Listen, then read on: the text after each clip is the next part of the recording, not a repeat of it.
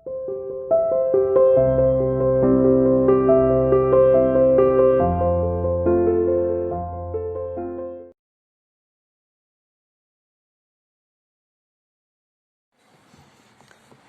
बच्चों, चलो ख़त्म करते हैं आज इस लेसन को। देखो बेटा, थोड़ी सी फैंटेसीज इसमें ज़्यादा है, इमेजिनेशन इसमें ज़्यादा है, but take it very easy. सीधा सा हमें ये सोचना है कि हमारे पास 3 कैरेक्टर है। पहला हमारा चार्ली, जो जल्दबाजी में ग्रैंड सेंट्रल रेलवे स्टेशन के किसी और लेवल पे चला जाता है, जिसको वो 3rd लेवल कह रहा है, लेकिन ऐसा नहीं है। दूसरी बात, जब वो अपने साइकेट्रिस्ट फ्रेंड को बताता है कि भैया मेरे साथ ऐसा ऐसा हो गया, वो कहता है कि तू तो अपनी टेंशन को दूर करने के लिए, अपनी परेशानियों से बचने के लिए इंसान कभी कभी इधर उधर की चीज़ें इमेजिन करता है, ऐसा ही तेरे साथ हुआ है। ठीक है जी। उसके बाद क्या होता है कि कुछ दिन के बाद वो देखता है कि उसका ही फ्रेंड गायब हो गया। वो आखिर कहाँ गया? अब ये कहानी में सस्पेंस है। फिर उसने बताया कि मेरा दोस्त मुझसे ये कहता है कि जैसे तुम स्टाम्प कलेक्शन करते हो ना, ये जो टिकट्स इकट्ठा करते हो, ये भी जिंदगी की टेंशन से बचने का, अवॉइड करने का, एस्केप करने का एक बहाना है। तो वो सोचता है कि नहीं यार, ऐसा तो नहीं है, मेरे दादाजी भी स्टैम्प कलेक्शन किया करते थे, वो तो बड़े खुश मिजाज आदमी थे, उन्हें तो किसी प्रकार की कोई टेंशन नहीं थी, वो तो कोई एस्केप करना नहीं चाहते थे। तो ये सब बातें हो रही थी। तभी उसने बताया कि देखो चलिए मैं आपको अपने स्टैम्प कलेक्शन के बारे में बताता हूँ। तो एक दिन पिछले आपने पेज पे पढ़ा होगा, देखो मैं दिखाता हूँ आपको, ये देखो नीचे उसने लिखा था, नीचे नीचे नीचे लिखा है, because one night fasting with my stamp collection I found first day cover. तो अभी देखते हैं, इसने आपको ये बात भी समझाई थी कि आखिर फर्स्ट डे कवर होता क्या है, कि पहले ही दिन जो स्टाम्प लगाकर जो एनवलप डाला जाता है उसको फर्स्ट डे कवर कहते हैं, और उसमें एक ब्लैंक पेपर डाल दिया जाता है। अब आगे की कहानी देखते हैं कि क्या है। That night among my oldest first day covers, उस रात मैं देख रहा था कि मेरे पुराने जो फर्स्ट डे कवर्स थे उनके अंदर, among my, I found one that should not have been there, मैंने वहां पे एक फर्स्ट डे कवर देखा जो वहां नहीं होना चाहिए था। बट देयर इट वॉज, लेकिन किसी वजह से ये वहां पे था। It was there because someone had mailed it to my grandfather, ये वहां इसलिए था कि किसी ने ये मेरे ग्रैंडफादर के नाम के पते पर भेजा था। At his home in Galesburg, अब गेल्सबर्ग में इनका घर था, पुराने समय की बात कर रहा है कि वो उस पे जो एड्रेस लिखा हुआ है मेरे दादाजी के घर का है, गेल्सबर्ग का। That's what the address on the envelope said, envelope पे यही एड्रेस लिखा हुआ था। And it had been there since July 1894, 18 July 1894 से ये लेटर वहीं पे पड़ा हुआ है, समझ लो। The post mark showed that, कम से कम जो पोस्ट मार्क है, यानी कि जो डाकखाने का मोहर लगा हुआ है, वो तो यही बताता है। Yet I did not remember it at all, और फिर भी, यानी कि अभी तक मुझे कुछ याद नहीं कि ये कब आया, कैसे आया। The stamp was a 6 cent, और जो उस पर टिकट लगी हुई थी वो 6 सेंट की थी, डल ब्राउन कलर की, with A picture of president Garfield, और उस पर प्रेसिडेंट गारफील्ड की पिक्चर लगी हुई थी। ये अमेरिका का प्रेसिडेंट था भाई। व्हेन द एनवेलप केम, जब ये लिफाफा आया था, to granddad in all on the mail, डाकखाने में जब आया, it went right into his collection and stayed there, दादाजी ने अपने कलेक्शन में ये डाल दिया और अभी वहीं पे पड़ा था। Till I took it out and opened it, जब तक मैंने इसको नहीं खोला, नहीं देखा। दरअसल एक्चुअली ये जो स्टाम्प कलेक्शन था, ये आपको कहानी में पहले बताया जा चुका है कि इसके दादाजी करते थे, इसने उसको कंटिन्यू किया था। तो कहता है एक दिन मैं सारे स्टाम्प ढूंढ रहा था, सारे फर्स्ट डे कवर ढूंढ रहा था, तो मुझे एक ऐसा एनवेलप मिला। फर्स्ट डे कवर किसको कहते हैं? ये कि पहले ही दिन हम करते हैं, एक एनवेलप लेते हैं, उस पर स्टैंप लगाते हैं और अंदर एक ब्लैंक लिफाफा डाल देते हैं, ब्लैंक पेपर डाल देते हैं। तो कहता है एक दिन मैं अपने दादाजी के कलेक्शन को या अपने कलेक्शन को ढूंढ रहा था, तो दादाजी के नाम मुझे वहाँ एक लेटर मिला, मेल मिला, और मैंने उसको देखा। शायद ये दादाजी के पास आया होगा, दादाजी ने सीधा अपने कलेक्शन में डाल दिया। Till I took it out and open it, जब तक मैंने इसको उठा के नहीं देखा तब तक इसको किसी ने ध्यान ही नहीं दिया। The paper inside wasn't blank, लेकिन इस बार जो मैंने दादाजी वाले एनवेलप को देखा तो इसके अंदर का पेपर ब्लैंक नहीं था। इट रेड, इसमें कुछ लिखा था जो पढ़ा जाए। क्या पढ़ा जाए? ये देखो जी, एड्रेस है 941 विलार्ड स्ट्रीट, गेल्सबर्ग, इलिनॉइस, जुलाई 1894। देखो ये डेट देखो, तब का है ये। चार्ली के नाम किसी ने लिखा है। किसने?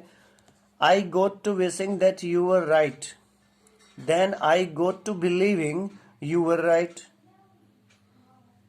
कहता है कि मुझे उम्मीद है कि तुम वहां पे ठीक हो, और उसके बाद में पूरा यकीन भी है कि तुम ठीक ही होगे।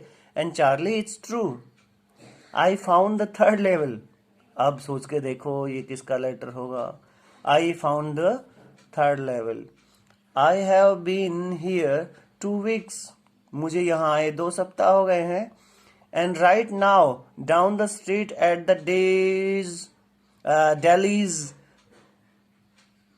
Dailies someone is playing a piano. अच्छा देखो, down the street at the dailies, अब डेलीज किसी जगह का नाम है। समवन इज प्लेइंग पियानो, यहाँ इन गलियों में कोई आदमी पियानो बजा रहा है। And they are all out on the front porch singing, और सभी लोग अपने अपने घर के पोर्च पर, मोहल्ले पर, ये घरों में बनाते हैं हम अपना पोर्च है, गेट के सामने ऊपर जो हिस्सा होता है इसको पोर्च कहते हैं। पोर्च सिंगिंग, और सभी लोग घर से निकल आए हैं। एक आदमी पियानो बजा रहा है, सभी अपने पोर्च पे आके खड़े हो गए और क्या गा रहे हैं? सीइंग नेली होम, सीइंग नेली होम, ऐसे करके गाना गा रहे हैं। And I am invited over for lemonade. Lemonade हम किसको बोलते हैं? जो लेमन से बनाते हैं, हम शिकंजी कह देते हैं। I am invited over for lemonade, come on back Charlie and Luisa. देखो ये किसी ने इन दोनों को बोला है कि तुम भी दोनों यहाँ पे वापस आ जाओ। Keep looking till you find the third level, जब तक थर्ड लेवल ना मिले ना, ढूंढते ही रहना। It's worth it, believe me, ये देखने लायक जगह है, ये काम की जगह है। वर्थ का मतलब होता है काबिल। इट्स वर्थ इट, जी हाँ, ये आने लायक है, रहने लायक जगह है, बिलीव मी, मेरी बात मानो। ये किसने लिखा था? The note is signed Sam. अब आप सब पजल हो गए होंगे, ये कहानी कहाँ चली गई। देखो भाई, ये पुराने जमाने के लेटर ढूंढ रहा है, दादाजी के टाइम के। लेटर नहीं बोलेंगे, एनवलप हैं फर्स्ट डे का, उसमें इसे कोई मिला है, और वो किसके नाम है? चार्ली के नाम है। किसने लिखा है? सैम ने लिखा है। अब जरा आप सोचो, सैम कहाँ है? थर्ड लेवल में चला गया है, और वो कौन सी दुनिया में जी रहा है? 1894 वाली दुनिया में। तो वो अपने दोस्त को भी कौन सी दुनिया में समझता है? 1894 वाली दुनिया में। उसने अपने दोस्त चार्ली के नाम एक लेटर लिख दिया, भाई मैं तो थर्ड लेवल पे आ गया हूँ, और आप और लुइजा भी जल्दी से थर्ड लेवल पे आ जाओ, हम बहुत पुराने समय में हैं, यहाँ पे लोग बड़ा एंजॉय करते हैं, गाना गाते हैं, पियानो प्ले कर रहे हैं, बहुत अच्छा शहर है, मुझे यहाँ लेमोनेड पे बुलाया गया है। ये सब वो लिख रहा है। The note is signed Sam. At the stamp and coin store I go to, at the stamp and coin store I go to. हाँ, वो एक कहता है कि मैं एक कॉइन स्टोर पे गया, कॉइन मतलब जहाँ पे पुराने सिक्के मिलते हैं, and I found out that Sam bought $800, और वहां मुझे जाकर पता चला कि वहीं से सैम ने $800 लिए थे। $8 worth of old style currency, पुरानी करेंसी उसने $800 की खरीदी थी। That ought to set him up in a nice little hay, that ought to set him up in a nice little hay। hay का मतलब वैसे तो धूप को भी कहते हैं, मेक है वाइल्ड सनशाइन, मतलब गर्मी लेने को भी कहते हैं, लेकिन यहाँ होता है घास फूस, या अपना बोलते हैं जो हम बोलते हैं ना अपना, ये क्या बोलते हैं, चारा, ठीक है। That ought to set him up in a nice little hay, वो उसको अपने लिटिल है मतलब थोड़े बहुत जो खेती बाड़ी का बिजनेस है उसको सेट करने के लिए काफ़ी था।